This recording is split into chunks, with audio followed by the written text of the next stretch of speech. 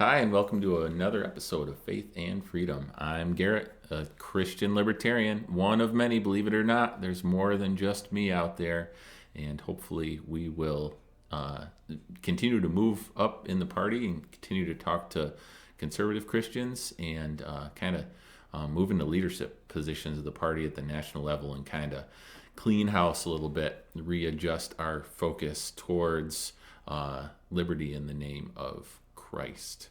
But today, I would like to talk to you about what's going on north of the border. Our friends in Canada. For a while, the press was not covering it, and now they are. They can't ignore it. It's too big, and I am talking about the trucker convoy slash protest against all the vaccine mandates and COVID protocols that government officials have put on people in Canada, namely the truckers, but everyone else, pretty much, uh, not everywhere you go in Canada, but a lot of places. And these are top down regulations from either the provincial government or from Justin Trudeau, the prime minister, down through the provincial governments. Vaccine passports to basically go out to eat, watch music, watch sporting events, and now it's getting into employment.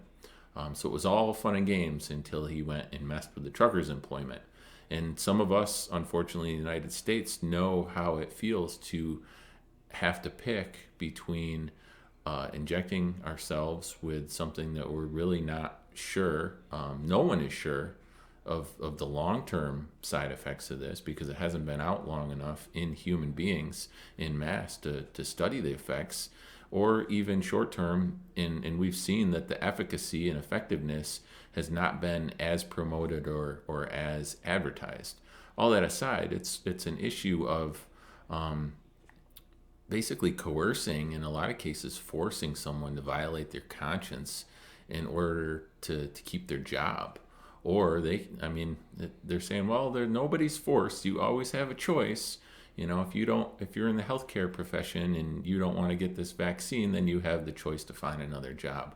Well, that's a tough choice to put anybody up to, in all in the name of public safety, right? So this is the right thing to do for the good of everyone, but we're not really seeing that in practice. I mean, now that we have all these vaccines and all these boosters, we're basically seeing the same trends we saw the first year when we didn't have any vaccines and boosters, in terms of the number of cases, the number of hospitalizations, and of course, the spin on it is that it's all the unvaccinated's fault. But what's going on in Canada is, for the last few months, these truckers have been gathering from around Canada, and they're focused on Ottawa, but there's other little side protests in some of the other cities.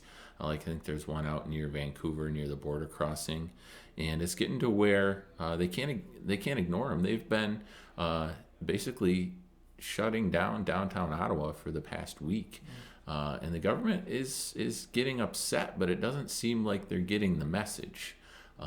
They're getting upset, but their response lately that you've heard in the media is, "Oh, we need to send more police in there. Oh, we need to start cracking down in towing these truckers." And I'm not sure if this is true, but I heard a report that the tow truck drivers showed up and they just parked next to the truckers and refused to tow the trucks. And there's so many trucks now that if they stand their ground, I don't think you have enough tow trucks in Ottawa to move all those trucks. And are you going to throw all those truckers in jail? So, the response is not, okay, maybe we need to revisit these COVID laws. The response is more force, more cops.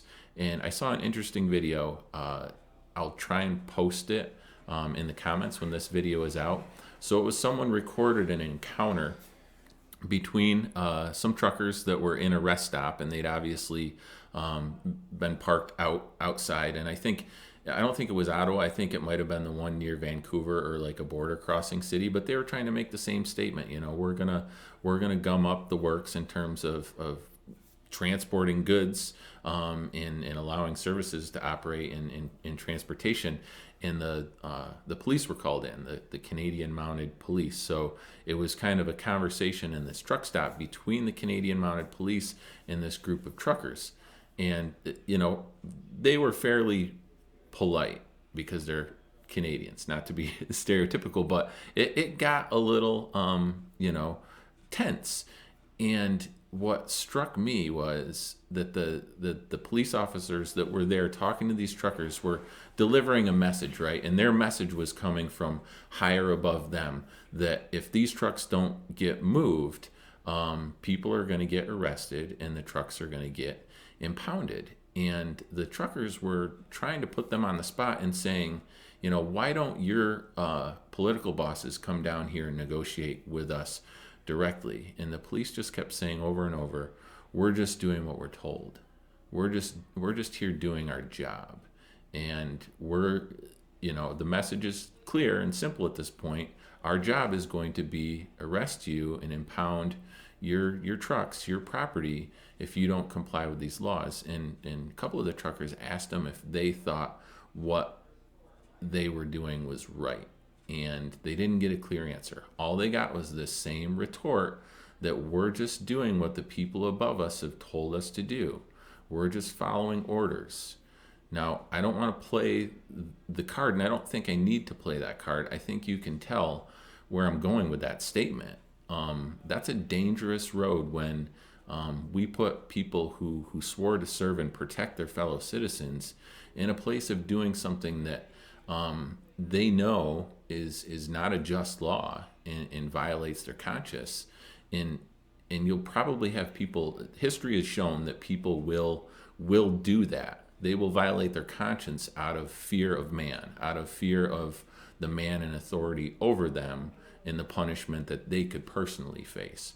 So it's a fear of man, and it's a selfishness issue. I would rather damage you and your property than face damage to my person and my property for disobeying the people that have power ahead of me. So I think that's what this whole standoff is going to come down to. It's going to come down to, are the majority of these Canadian Mounted Police officers going to basically do the right thing despite what the people who I believe are corrupted and are passing unjust laws are telling them to do ahead of them? And this gets into a whole, we could dive back into Romans 13, but we've been there before.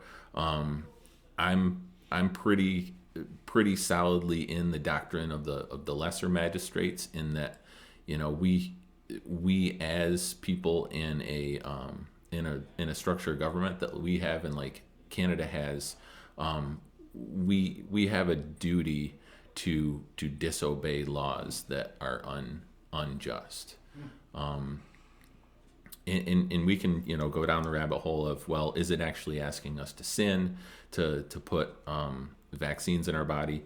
I think I could make a case that it is, but we're not going to go there. We're just going to see how this shakes out, and don't let the lack of major news coverage or the attempted sidelinings. I think it was Joe Scarborough and whoever his co-host was, ironically, tried to paint this as a dangerous fringe movement, and that all these people that were in this convoy and all of us that support them are in a cult.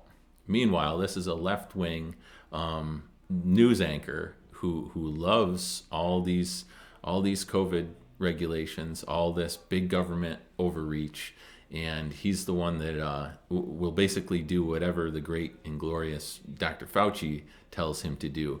And yet, those of us who are standing up for personal freedoms and God-given rights, we are the ones that are in a cult. So I find that ironic, and the point is that people are paying attention. Maybe not your everyday left-leaning liberal, but you better bet that Joe Biden's watching this situation carefully. You better bet that Kathy Hochul and Gavin Newsom and Gretchen Whitmer are watching this situation in Canada very closely. And there is talk that we might, here in America, be organizing similar events. And I honestly, I have mixed feelings about that. My prayer is that this event in Canada A, will end peacefully, and B, will end in the Canadian government having a change of heart in withdrawing these COVID regulations, and that we will see that in the States. The leaders that I just mentioned will see that in the States and take that as a sign that they need to follow suit, or we the people and we the working class may follow suit. And again, I pray that it's peaceful. I think what has been going on in Canada has been mainly peaceful. Yes, it's been disruptive. Have there been a few incidents of property damage or not so peaceful individuals? Yep, probably. You're going to have that. And I don't want to play whataboutisms and point fingers back at what happened in our country.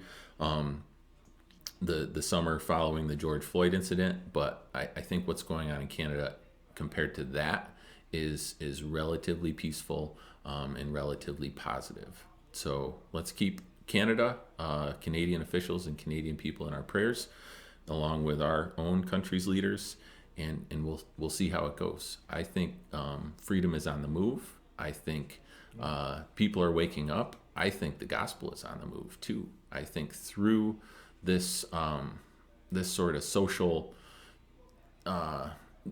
upheaval or whatever, the Holy Spirit's working through His church, because people are waking up, but they're still lacking direction. They're still lacking meaning and focus, and we need to get out there and put our hands to the plow and get working in this time, because I think people are hungry for something rock solid that they can anchor their life on.